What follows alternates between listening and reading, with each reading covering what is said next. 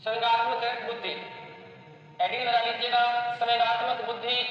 जो पढ़ रहे थे कल उसी टॉपिक को आगे लेकर चल रहे हैं अपन, संवेगात्मक बुद्धि।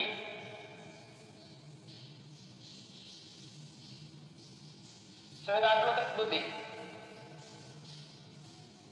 तो हम संवेगात्मक बुद्धि को प्रभावित करने वाले कारक पढ़ लेते हैं पहले। संवेगात्मक बुद्धि को प्रभावित करने वाले कारक, बुद्धि को प्रभावित करने वाले कारक, प्रभावित करने वाले कारक।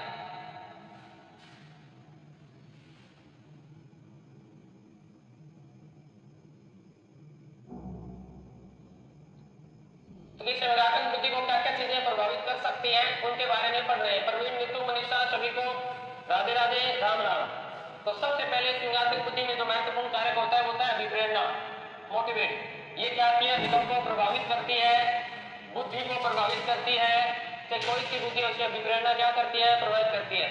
2 नंबर की बात करें, वातावरण, ये भी आपके संवेगात्मक बुद्धि को प्रभावित करेगा। आप किस प्रकार के वातावरण में रह रहे हैं उसी प्रकार के वातावरण के अनुसार आपकी बुद्धि कार्य करती है। अगर घर का वातावरण लड़ाई झगड़े वाला है तो आपकी बुद्धि, संवेगात्मक बुद्धि लड़ाई झगड़े वाली हो जाएगी, आपकी बुद्धि प्रभावित होगी, जल्दी आप एक्साइटेड, जल्दी क्रोधित हो जाएंगे। अगर आप शांत माहौल में रह रहे हैं, चारों तरफ का वातावरण अच्छा, तो आप सभी में शांति पूर्वक बात करेंगे, तो वहां संवेगात्मक बुद्धि क्या करती है? प्रभावित होती है। नंबर 3 की बात करें, आत्मचेतना, स्वानुभूति, ये बताया था मैंने आपको कल भी, तो ये इसका हमने जिक्र कर लिया है। व्यक्तिगत के लिए क्या रखता है, तो ये भी आपको क्या करती है? प्रभावित करती है।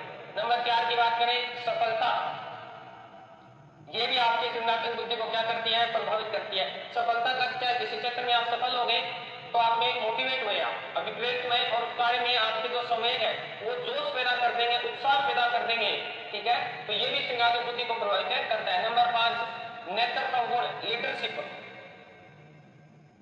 अगर आप किसी कार्य में आगे बढ़ चढ़कर भाग ले रहे हैं, लीडरशिप कर रहे हैं, किसी कार्य में ऐसे नहीं ऐसे करो, तो वो भी आपके संवेगात्मक बुद्धि पर निर्भर करता है कि आपको लीडरशिप कब दी जाएगी?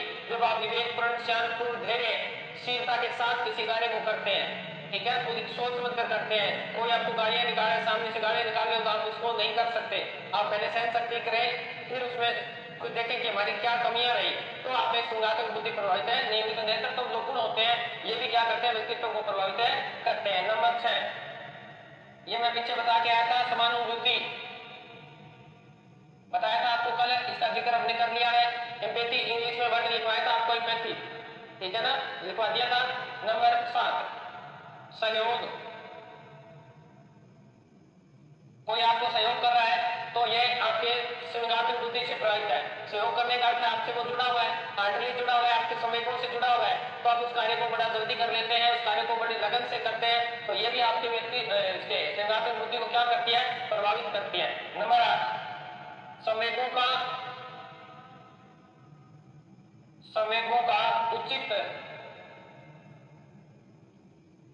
की उचित अभिव्यक्ति, उचित समय पर उचित संवेग बाहर निकालना। खुशी के समय खुशी का, दुख का संवेग विकसित नहीं होना चाहिए, ठीक है ना।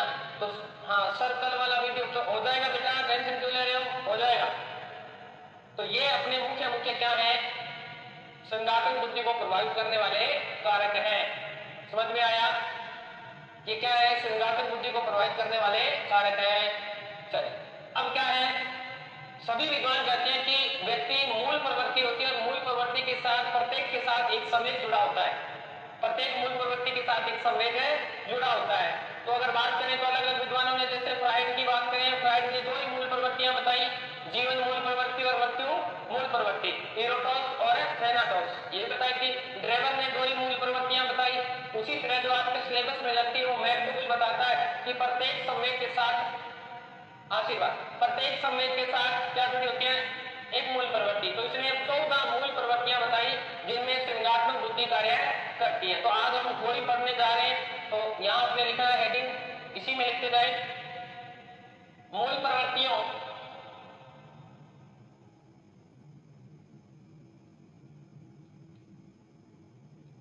देखो, मूल प्रवृत्तियों की संख्या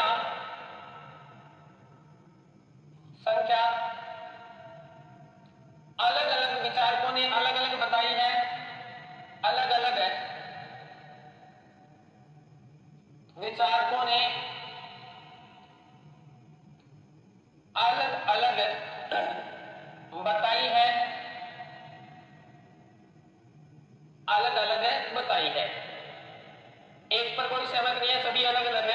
जाते हैं। अगर बात करें तो यहाँ एक दो की लिख लो। फ्राइड को वैसे मैंने आपको करा दिया था, फ्राइड ने 2 मूल प्रवृत्ति, कितनी? 2 मूल प्रवृत्ति। पहली कौन सी? जीवन मूल प्रवृत्ति।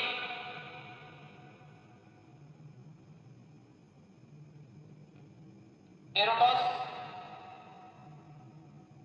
दूसरी बताई थी मृत्यु मूल प्रवृत्ति,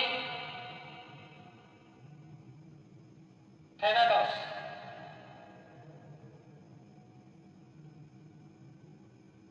ठीक है, 2 बताई। अब हम जो पढ़ने जा रहे हैं तो यहां लिखना है मैकडूगल ने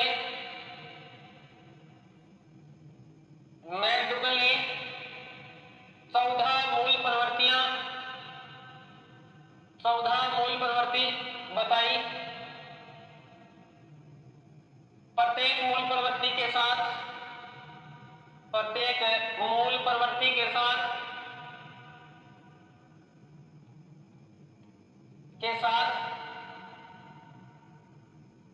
एक संवेग जुड़ा होता है,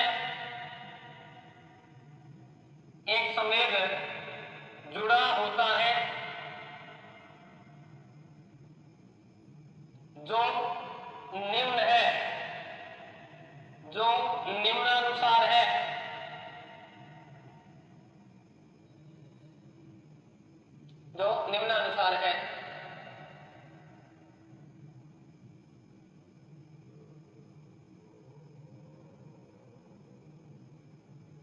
कई विद्वान इसे इरोज भी कहते हैं बेटा। इस मूल प्रवृत्ति को इरोज नाम भी दिया गया है, तो इरोज भी कह सकते हो आप। इसमें खुशी, प्रसन्नता जो जीवन जीने के लिए क्या करती है, आपको विवश करती है, इसे इरोज भी कहा जाता है। और मूल मृत्यु जो होती है वो क्या होती है? निराशा, दुख, दरिद्रता, निराशा या कुंठा, है ना, ये सब चीजें क्या है? मृत्यु मूल प्रवृत्ति है, जो आपको मरने के लिए क्या करती है? प्रेरित करती है। तो मैकडूगल की 14 मूल प्रवृत्तियां, प्रत्येक मूल प्रवृत्ति के साथ एक संवेग जुड़ा होगा जो निम्नानुसार है। देखते हैं, एक तरफ आपने लिखना है, आगे वाले पेज पे करते हैं। एक तरफ आपने लिखना है मूल प्रवृत्ति और एक तरफ आपने लिखना है संवेग, इमोशन। ठीक है, एक तरफ आपने लिख लिया मूल प्रवृत्ति और एक तरफ आपने लिख लिया संवेग। ठीक है, कितना करा दिया? थोड़ा सा करा है। ठीक है, तो सबसे पहला जो संवेग होता है वो होता है, सॉरी, मूल प्रवृत्ति होती है पलायन, जिसे क्या बोलते हैं? स्कैप। क्या बोलते हैं इसे? स्कैप बोलते हैं। जब पलायन का अर्थ होता है छोड़ जाना। हम किसी वस्तु को क्यों छोड़ते हैं? जब हमें डर सताने लगता है, तो हमारे अंदर कौन सा संवेग विकसित हुआ? भय संवेग विकसित हुआ। स्कैप का अर्थ होता है आप किसी स्थान को क्यों छोड़ते हैं? जब आपको स्थान पर क्या है? डर सताने लग जाता है, तब उस स्थान को क्या करते हैं? छोड़ देते हैं। जैसे आपको अंधेरे से डर लगता है तो आप क्या करते हो? पलायन करते हो, भागते हो। तो ये लो पलायन। तो ध्यान रखना है, पलायन मूल प्रवृत्ति के साथ कौन सा संवेग जुड़ा हुआ है? भय संवेग जुड़ा हुआ है। फिर 2 नंबर, भोजना अन्वेषण। हम भोजन की खोज क्यों करेंगे भाई? आप बताइए, आप भोजन को कब तलाश करते हैं? मूल प्रवृत्ति है। जब आपको भूख लगती है तो संवेग कौन सा विकसित हुआ? जब भूख संवेग विकसित हुआ तो आपने भूख की क्या कर ली? भूख के लिए भोजन को तलाश करना प्रारंभ कर दिया, तो भूख संवेग होगा। ठीक है, कौन सा संवेग है? फिर तीसरा, युतुत्साह। वेरी वेरी इंपॉर्टेंट है बेटा, कॉम्बैट। युतुत्साह होता है युद्ध करने की इच्छा, और युद्ध करने की इच्छा को इंग्लिश में अगर बात करें कॉम्बैट लिख लेना इसको, कॉम्बैट। जब आपके अंदर युद्ध करने की इच्छा होती है तब लड़ते हो आप। जब आप कौन सा संवेग विकसित ज्यादा हो जाता है तब आप लड़ते हो? जब आपके आगे क्रोध हावी हो जाता है, लड़ाई करते हो, तो कौन सा संवेग होगा भाई? क्रोध होगा। ये देखा होगा आपने, कभी देखा है? लड़ाई कर रहे हो और प्यार से बात कर रहे हो, ऐसा हो नहीं सकता। और लड़ाई तभी होगी जब आपका क्रोध संवेग क्या होगा? ज्यादा होगा, तो आप लड़ाई करना शुरू कर देते हो। तो ये इंपॉर्टेंट कर लेना, पेपर में 2-3 बार पूछ लिया गया ये। ठीक है, फिर आपकी निवृत्ति होती है किसी को छोड़ना, या इसे हम अप्रियता भी बोल सकते हैं।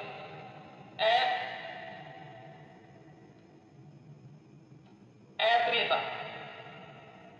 यानी हमें कोई चीज अच्छी कब नहीं लगती, इसे लिखना चाहो तो लिख लो रिप्लेसमेंट,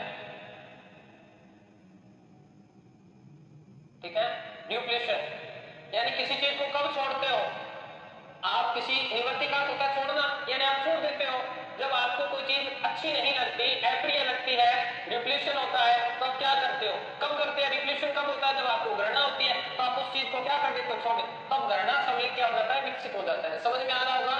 हम निवृत्ति का तो छोड़ना कब छोड़ते हैं, यानी किस चीज को कब छोड़ते हैं, जब आपको घृणा हो जाएगी तब छोड़ेंगे, तो समय कौन सा विकसित होगा बेटा, घृणा समय यहाँ पर विकसित है हो जाएगा। नेक्स्ट है आपका शिशु, शिशु रक्षा, यानी ये समय जो विकसित होता है, इस समय मूल प्रवृत्ति क्या है, शिशु की रक्षा करनी। कोई भी माँ है, कोई भी बाप है, वो अपनी संतान की रक्षा करता है, तो उसके समय उसके हृदय में कौन सा समय विकसित होता है, तो ध्यान रखना, माता पिता का जो समय विकसित होता है उसे बोलते हैं वात्सल्य रस। क्या बोलते हैं उसे, वात्सल्य, ध्यान रखना, वात्सल्य। पति पत्नी का जो होता है, पति पत्नी जो आपस में प्रेम करते हैं उसे बोलते हैं दाम्पत्य। कौन सा समय विकसित होता है वहां पे, दाम्पत्य समय विकसित होता है। बहन भाई का जो समय विकसित होता है, बहन भाई को प्यार करती है, भाई बहन को प्यार करता है, तो स्नेह है, ठीक है। तो ये प्रेम के तीन प्रकार है, तीनों आपको बता दिए हैं। फिर है संवेदन, संवेदन कह दो या शरणागति कह दो, शरणागति, ठीक है। इंग्लिश में इसे लिखोगे अपील, यानी आप समझना है किसके शरणों में जा रहे हैं, शरणागति। क्यों जाते हो भाई, क्यों जाते हो, जब आपको दुख होता है तब आप भगवान के चरणों में जाते। शरण, किसी की शरण कब लेंगे, किसी की शरण कब लेंगे, हट हो गया क्या, किसी की शरण कब लेंगे, तो दोबारा लिख देते हैं यहाँ पे, देखो मैं डिलीट होगी फाइल,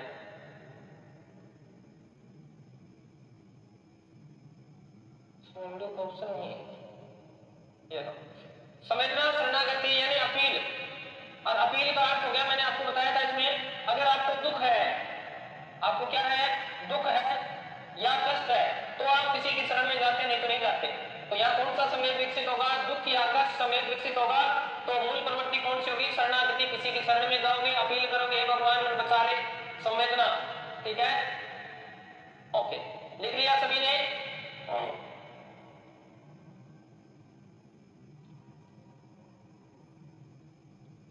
यहाँ मूल प्रवृत्ति आ गई, उसी में लिखते जाना है आपको, मूल प्रवृत्ति, और यहाँ आपने लिखना है संवेग। मूल प्रवृत्ति आपकी सेक्स की है, यानी काम, मूल प्रवृत्ति आपकी क्या है, सेक्स। तो आप में उस समय कौन सा समय विकसित होगा, तो यहाँ आएगी कामुकता, क्या आएगी, कामुकता, जिसे लस्ट बोलते हैं, LUST, लस्ट, ठीक है, काम यानी सेक्स, ये मूल प्रवृत्ति होती है, तो उसमें व्यक्ति में क्या होता है, कामुकता होती है। फिर है नेक्स्ट जिज्ञासा, जिज्ञासा या कुतूहल, हमें किसी को जानना है, हम चाहते हैं ये क्या है, कुतूहल, तो आपके अंदर क्या है, वो समय कौन सा विकसित हो रहा है वहां पे, आश्चर्य, कौन सा समय विकसित होगा, आश्चर्य, आश्चर्य समय विकसित होगा, ठीक है। ये व्यक्ति में कभी नहीं आनी चाहिए आत्महीनता, व्यक्ति अपने आप से गणना करने लग जाए, तो कौन सा समय विकसित होता है वहां पे, मूल प्रवृत्ति अपने आप से गणना करना है, तो फिर उसके अंदर जो आएगी वो आएगी अधीनता की भावना, यानी अधीनता की भावना, अधीनता की भावना, यानी जब व्यक्ति में आत्महीनता हो जाती है कि मैं तो ये कर ही नहीं सकता, इससे अच्छा है कि मैं कहीं जाकर नौकरी करूं किसी के नीचे, तो वहां पर क्या आएगी, आत्महीनता होगी। किसमें आती है, जिसमें काबिलियत न हो, जो व्यक्ति सोचते कि मैं तो ये काम कर नहीं सकता, चमचागिरी जिसे बोलते हैं, आत्महीनता किसमें होगी, तो चमचागिरी करना शुरू कर दे, स्पर्श से नौकरी लग जाए, ठीक है, उसे क्या बोलते हैं, आत्महीनता। अधीनता की क्या भावना, मैं तो अधीन रहकर काम कर दूंगा, किसी की सरकारी नौकरी की मुझसे तैयारी नहीं होती, मैं तो प्राइवेट में पढ़ा दूंगा, ये क्या है, आत्महीनता। सरकारी नौकरी में मेरे काम के लिए सरकारी नौकरी मुझे पढ़ानी नहीं देंगे स्कूल में, मुझे तो बच्चों को पढ़ाना है, ये के शरण में जा रहे हो, अधीनता स्वीकार कर रहे हो, आपके अंदर जज्बा नहीं है, संघर्ष जरूर ये नहीं है, इसीलिए आपने अपने हथियार डाल दिए हैं, ठीक है ना, सिफारिश कर दी। ये आत्महीनता ये कभी नहीं आनी चाहिए आदमी में। आत्महीनता आदमी में हमेशा क्या आनी चाहिए? आत्म प्रदर्शन होना चाहिए कि मैं ये कर सकता हूं, मैं ये कर सकता हूं। ये अगर व्यक्ति में है तो इसे क्या बोलेंगे? आत्म प्रदर्शन। मूल प्रवृत्ति कौन सी होगी? आत्म प्रदर्शन, ठीक है। और इसे आत्म प्रदर्शन क्यों करता है व्यक्ति? श्रेष्ठता की भावना, श्रेष्ठता की भावना कि मैं सबसे बेस्ट हूं, इसलिए व्यक्ति क्या करता है? आत्म प्रदर्शन करता है।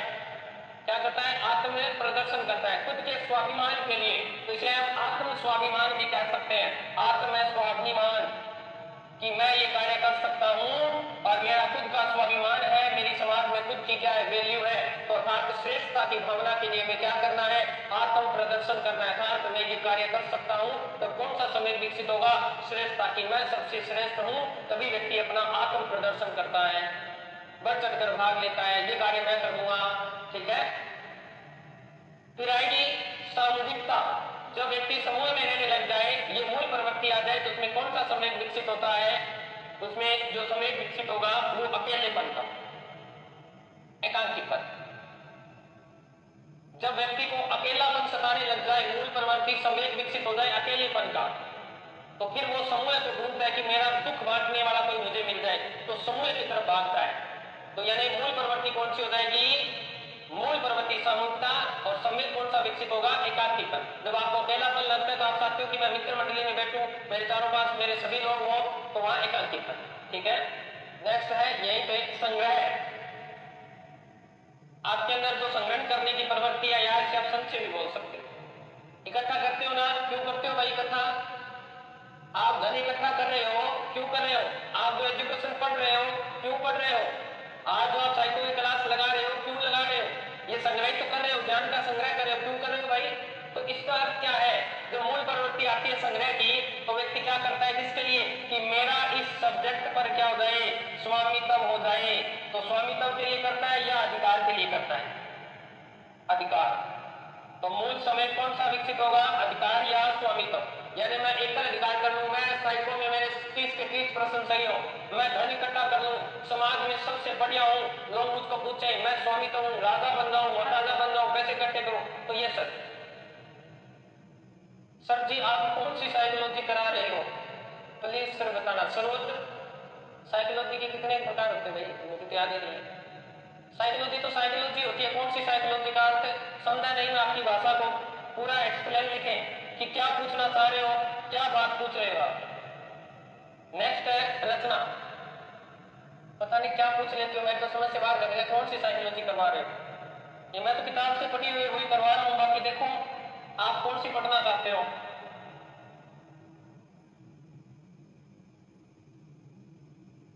रचना, रचना का मतलब होता है क्रिएटिविटी, यानी सृजनात्मकता। आपके अंदर मूल प्रवृत्ति, आप नई नई चीजें बना रहे हो। क्यों बना रहे हो भाई? आपको नई नई चीजें बनाने में क्या आता है? आनंद आता है। तो क्या आएगा यहाँ? कौन सा समय विकसित हो जाएगा बेटा? आनंद। कौन सा समय विकसित होगा? आनंद। नए नए कार्य करते हो, घर पे नई नई डिश बनाते हो, क्यों बनाते हो? आपको सृजनात्मकता करने में आनंद आता है। घर की टूटी फूटी वस्तुओं से नई चीजें बना देते हो, सृजनात्मकता कर रहे हो, अर्थात रचना कर रहे हो। आपकी मूल प्रवृत्ति है कि किसी चीज को फेंकना नहीं, इसको आप यूज करेंगे, अर्थात आपको आनंद आता है। इसीलिए यहाँ मूल प्रवृत्ति क्या है? सरोवर बताइए बेटा कौन सी साइकोलॉजी का अर्थ? मैंने जो साइकोलॉजी एक ही पढ़ी है कि साइकोलॉजी तो एक ही होती है, प्रकार और आने लगते हैं क्या साइकोलॉजी के? बताना मेरे को कौन कौन से प्रकार होते हैं। शायद मैं आपके प्रश्न को नहीं समझ पाया हूं, बता दीजिए बेटा कौन से क्या प्रश्न पूछना चाह रहे हो आप। तो हास्य यानी लाफ्टर, हास्य का अर्थ है लाफ्टर। तो जब हास्य होता है तो आमोद समय विकसित होता है। आमोद यानी पेट तक हिल जाए, यानी जब हंसते हैं। रीड टू पेपर में यही है क्या? बिल्कुल बिल्कुल सिंह, ये आप कहीं भी अभी बता देता हूँ, 2 मिनट रुको, अपना टॉपिक ही पूरा हो गया। ये अब्यूज्ड लिखा है इसमें पहले आप, अब्यूजमेंट अभी आप कंफर्म कर देते हैं सारा, ठीक है। ये 14 की 14 मूल प्रवृत्तियां मैंने आपको करा दी। अब आपके मैं प्रश्नों को देख लेता हूं, क्या पूछना चाह रहे हो। बिरबल सिंह पूछ रहे हैं कि सर ये रीड लेवल 2 के लिए है क्या? यानी सेकंड पेपर जो होगा मेन के लिए? बिल्कुल है भाई, ये साइकोलॉजी इतने दिन तो मैंने मुंह से लिख के बताया, अब लिखित में दे रहा हूं। फर्स्ट ग्रेड, सेकेंड ग्रेड, ठीक है, पीटीआई, ठीक है, कंप्यूटर अनुदेशक है, थर्ड ग्रेड, आज लिखित में दे रहा हूं सारा, all state TET teacher eligibility test, ठीक है, और अपने राजस्थान की हो गई रेप, सीटेट। अब बताओ इन सभी के लिए ये कारगर है, जो टॉपिक आपको करवाए जा रहे हैं सारे लगते हैं।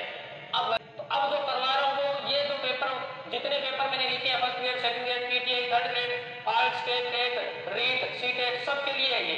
अब आइंदा ये प्रश्न नहीं होना चाहिए कि गुरुजी ये हमारे आएगा क्या,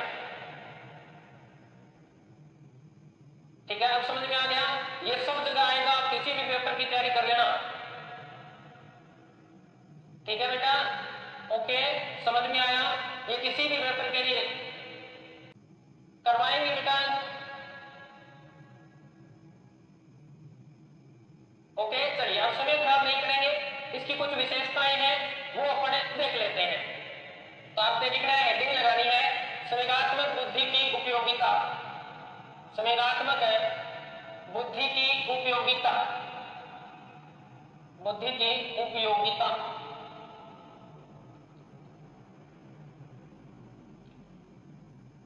हाँ पूरा ही पढ़ाएंगे, आधा नहीं पढ़ाएंगे आपको, ठीक है। तो नंबर 1 लगा के लिखे, संवेगात्मक बुद्धि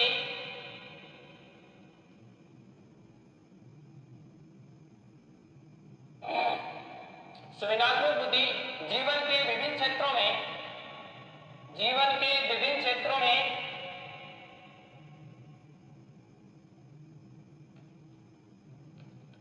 में वांछित अनुक्रिया, वांछित अनुक्रिया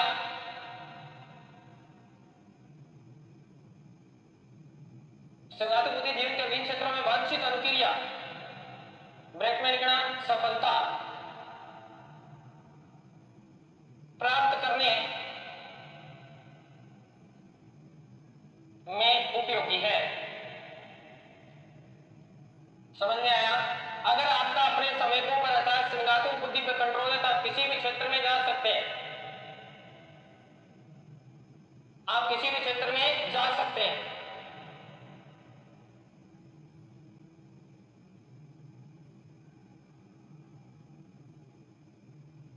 सर थैंक यू, मैं तो अभी रिकॉर्डर से करी हूँ आपके लेक्चर कंप्लीट। सर कोई बात नहीं ना। तो संवेगात्मक बुद्धि का अर्थ है कि आप अगर अपने माइंड पे कंट्रोल है, आपके संवेगात्मक बुद्धि पर कंट्रोल है, तो आप किसी भी क्षेत्र में सफल हो सकते हैं। आपकी अनुक्रिया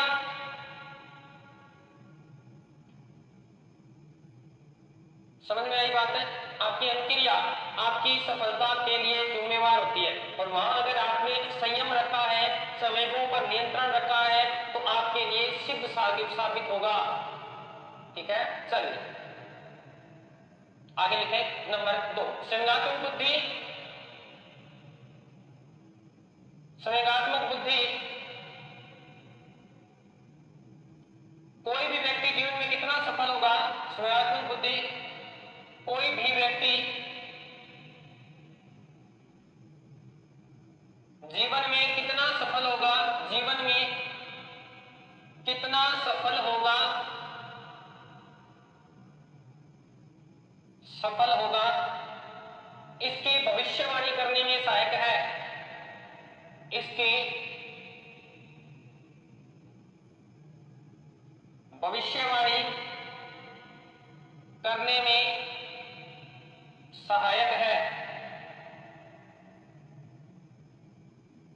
यानी हम किसी के व्यवहार को देखकर, इसकी संवेगात्मक बुद्धि को देखकर भविष्यवाणी कर सकते हैं कि ये इस क्षेत्र में आपने सुनने की क्षमता है, आप जल्दी क्रोधित नहीं होते, तो हम आपके व्यवहार को देखकर कहते हैं ये व्यक्ति आगे बहुत ज्यादा तरक्की करेगा, ठीक है। आपको गुस्सा आता है तो आपके घर वाले कहते हैं भाई तेरा बहुत बड़ा पड़ेगा, आपको बहुत दिक्कतें आएंगी आगे, ये कहते हैं नहीं कहते, ये ऐसा गुस्सा नहीं करना चाहिए, ठीक है। चलिए नेक्स्ट है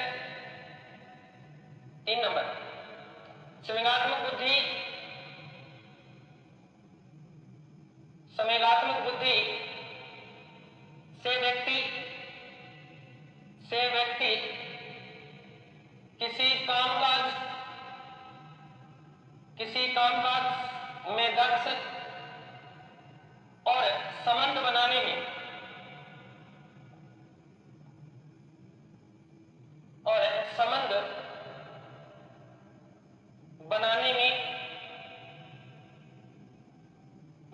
सहायक है। यानी आप संवेगात्मक बुद्धि है, आप किसी भी कार्य में दक्ष हो सकते हैं। सहनशीलता, धैर्यशीलता, अगर आप में सभी संवेगों पर नियंत्रण है तो फिर आपको कोई दिक्कत ही नहीं है। समझ में आई बात? आप किसी भी कार्य में क्या हो जाएंगे, सक्सेस हो जाएंगे। आप दूसरों के साथ जल्दी रिश्ते कब बना पाते हैं? तब बनाएंगे जब आपके संवेगों पर आपका नियंत्रण होगा। हेलो सर, मैंने कोर्स अभी लिया है तो आपकी हेल्प करो, अच्छे से तरीके से कर सके। अच्छा, तो बताया हुआ है बेटा, कोर्स अलग लिया तो आपका सब सिलेबस हम करवा रहे हैं। नेक्स्ट आपको इसी विशेषता में लिखना है। 4 नंबर हो गया, बालक केवल अपनी भावनाओं के बारे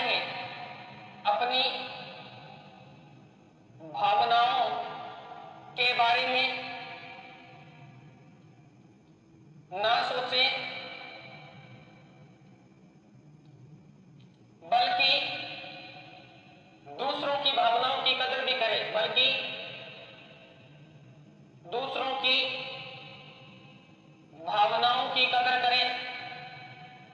भावनाओं की कदर करे। ठीक है, दूसरों की भावनाओं की क्या करे, कदर करे। नेक्स्ट, अध्यापक के लिए कैसे जरूरी है? अध्यापक के लिए तो सबसे ज्यादा, क्योंकि अध्यापक के सामने तो बहुत सारे बच्चे बैठे होते हैं। तो अध्यापक संवेगों के विकास से बच्चों के साथ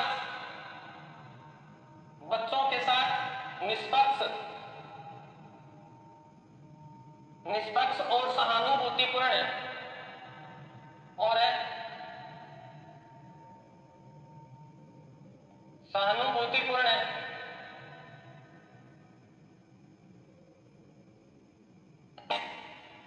व्यवहार। अध्यापक संवेगों के विकास से बच्चों के साथ निष्पक्ष और सहानुभूति व्यवहार को बढ़ा सकता है। कि बच्चों के साथ अगर आप प्यार से बोल रहे हैं तो आप उनके साथ निष्पक्ष जांच करें, उनके साथ सहानुभूति व्यवहार करें तो बच्चों के संवेगों पर बड़ा प्रभाव पड़ता है। नीचे कर दिया करो सर, ठीक है, कोई बात नहीं। नेक्स्ट 6 नंबर है, संवेगात्मक बुद्धि के द्वारा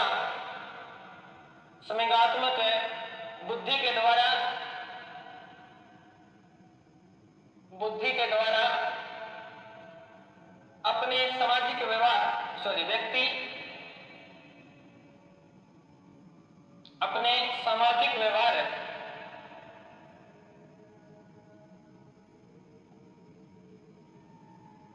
सामाजिक व्यवहार का निर्धारण करता है कि समाज में उसे किस प्रकार अपना व्यवहार करना है, किस प्रकार के लोगों के साथ कैसा व्यवहार करना है। इस चीज का निर्धारण भी किससे होता है? संवेगात्मक बुद्धि से होता है। तो ये इसकी मुख्य उपयोगिता थी।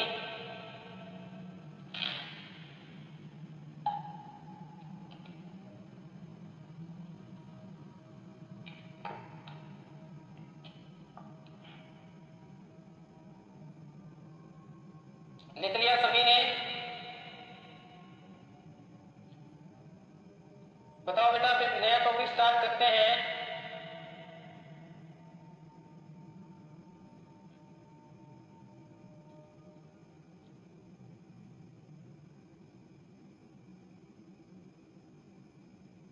सभी ने लिख लिया? अब नेक्स्ट टॉपिक हम करेंगे व्यक्तिगत भिन्नता। क्या करेंगे? व्यक्तिगत भिन्नता।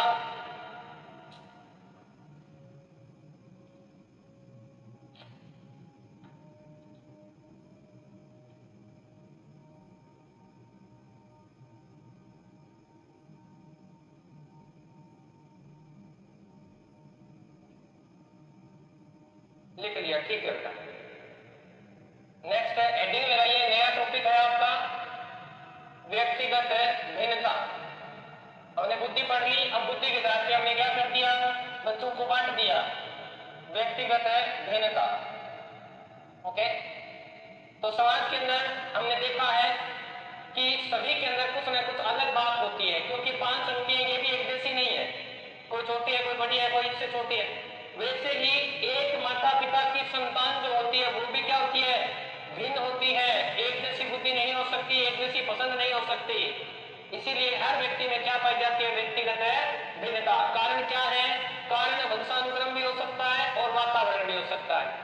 उसी आधार पर हमने पीछे जब बुद्धि टॉपिक पढ़ा तो उसमें प्रतिभाशाली है ना, सर्जनशील, मंद बुद्धि, पिछड़े बालक, दिव्यांग बालक, ये सब चीजें किस में आएंगी, व्यक्तिगत भिन्नता के अंतर्गत आएंगी। ओके, तो यहां से हम देखते हैं, तो सभी व्यक्तिगत भिन्नता टॉपिक को स्टार्ट करेंगे। तो सबसे पहले आपने देखना है, लिखना है, तो यहां लिखना है दो व्यक्ति कह दो, बालक कह दो, कभी भी एक जैसे नहीं हो सकते। हो सकते हैं क्या, दो व्यक्ति या बालक, दो व्यक्ति या बालक सभी प्रकार से एक जैसे नहीं हो सकते, सभी प्रकार से एक जैसे नहीं हो सकते, एक जैसे नहीं हो सकते। वो शकल से एक हो सकते हैं परंतु बुद्धि से अलग हो जाएंगे, उनकी पसंद अलग हो जाएगी। जो चीज आपको अच्छी लगती है वो हो सकता है दूसरे को अच्छी न लगे। हो सकता है कौन सी यूनिट का टॉपिक है सर, व्यक्तिगत भिन्नता पर्सनैलिटी वाली टॉपिक है, यूनिट है उसका है। रिपीट करो सर जी, क्या रिपीट करें भाई, सविता क्या रिपीट करें, पानी पीने कहते क्या या चाय पीने कहते, ऐसा तो हमने कुछ करवाया नहीं था कि रिपीट करें। तो व्यक्तिगत भिन्नता करता है कि दो व्यक्ति कभी एक जैसे नहीं हो सकते। हो सकता है रूप रंग से एक जैसे हो परंतु बुद्धि, रुचि, अभिक्षमता, व्यक्ति के अंदर की जो आवश्यकताएं हैं वो क्या हो सकती है, अलग अलग हो सकती है। इसीलिए प्रत्येक व्यक्ति में क्या पाई जाती है, व्यक्तिगत भिन्नता पाई जाती है। ये लाइन लिखिए कि दो व्यक्ति या बालक सभी प्रकार से एक जैसे नहीं हो सकते, हो सकते। यहां तक कि जुड़वा बालक बालिकाएं भी एक जैसे नहीं हो सकते, उनकी रुचि भी क्या होगी, अलग होगी। समझ में आया, तो देखो उनमें रूप, रंग, शारीरिक, मानसिक, संवेदनात्मक रूप से भिन्नता पाई जाती है, रूप से भिन्नता पाई जाती है।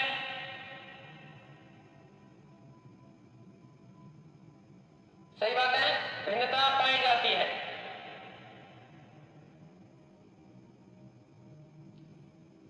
वैसे तो देखिए शारीरिक गठन का अर्थ हो गया शरीर का गठन, छोटा, मोटा, पतला, चौड़ा, ठीक है, हाइट के हिसाब से हो गया। मानसिक की बात करें तो किसी को कुछ अच्छा लगता है, किसी को कुछ अच्छा लगता है। बुद्धि हो जाएगी किसी के अंदर मानसिक में, किसी की बुद्धि कम बुद्धि के होते हैं, कोई तेज बुद्धि के होते हैं। संज्ञात्मक किसी के समय कोई जल्दी नहीं रोता, कोई बहुत जल्दी रोता है, ठीक है। तो ये बात आपको ध्यान रखनी है। तो ये क्या है, व्यक्तिगत भिन्नता होती है। और ये ध्यान लिख लो, यही भिन्नताएं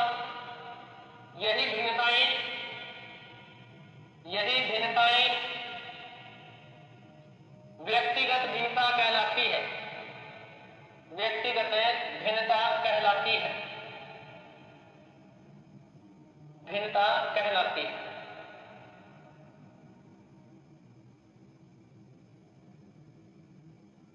लिख लिया सभी ने, यही भिन्नता क्या कहलाएगी, व्यक्तिगत भिन्नता कहलाती है।